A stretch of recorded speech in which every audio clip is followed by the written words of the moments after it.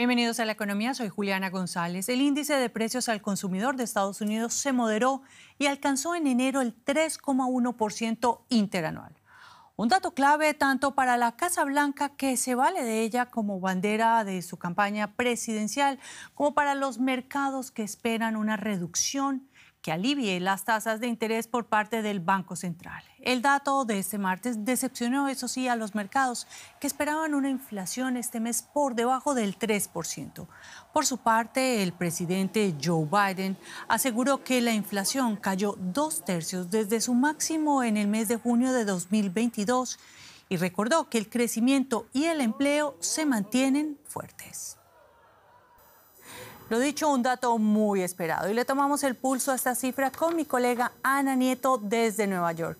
Hola Ana, me da mucho gusto saludarte. Ana, paso y te pregunto, ¿qué muestra el detalle de las cifras de la inflación? ¿Por qué está costando tanto este último esfuerzo en rebajarla?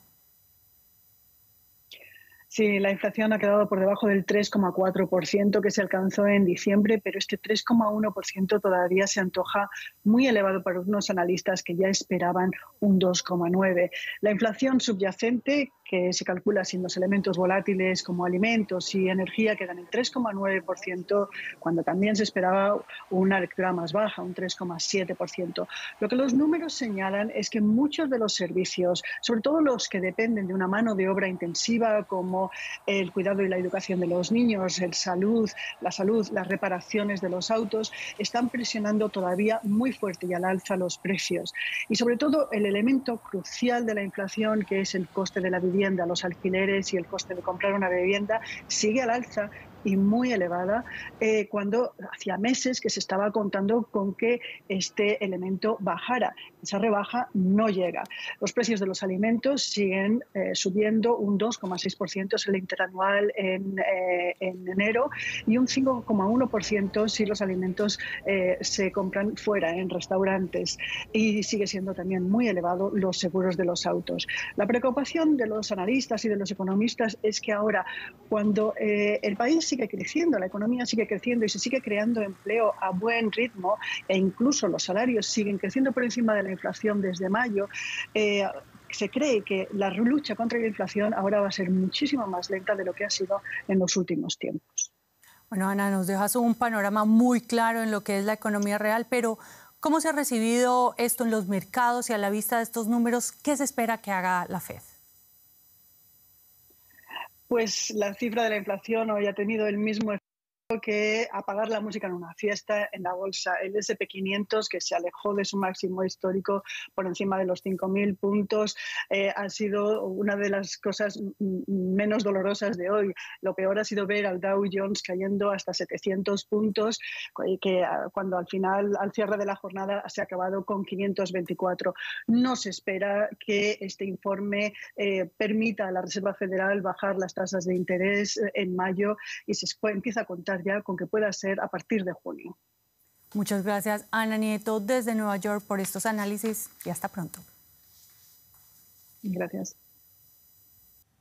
Y nosotros nos vamos hasta París, ciudad que acoge hasta este miércoles a más de 30 ministros de energía o del clima en ese primer encuentro de alto nivel post-COP28 para discutir cómo financiar la transición energética. El debate se presenta en el marco de las celebraciones por el medio siglo de existencia de la Agencia Internacional de la Energía.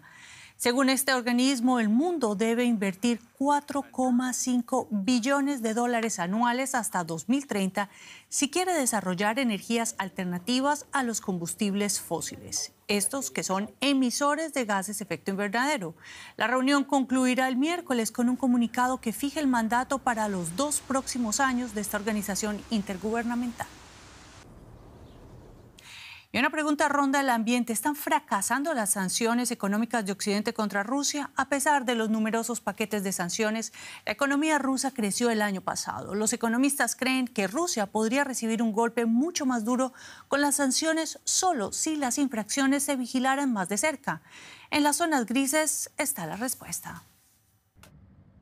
Esta hilera de camiones se dirige a la frontera rusa.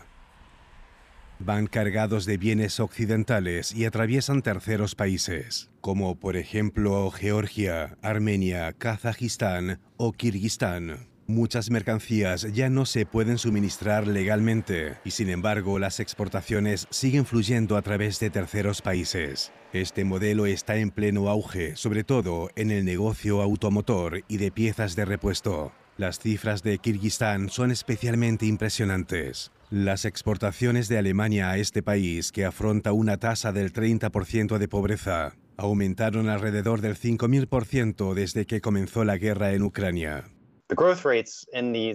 La tasa de crecimiento de estas exportaciones es una locura. No se justifican con la demanda doméstica de Kirguistán. No hay forma de que los vecinos de Bishkek conduzcan más Mercedes ahora que antes de la invasión. Solo hay una razón para explicarlo. Los bienes van a Rusia. Las exportaciones ilegales estabilizan la economía rusa, llenan los huecos que le generan las sanciones económicas por la invasión a Ucrania. Por ejemplo, en el sector automotor, aumentan las voces que piden más controles. Lo que falta es una acción conjunta entre el G7 y la Unión Europea. Francamente, Kirguistán es un país muy chico. Se le puede sancionar y esto tendría enormes repercusiones en el desvío de este comercio en toda la región. Estas exportaciones se consideran inocuas. Si se les asocia un riesgo, este desvío comercial colapsaría en la región.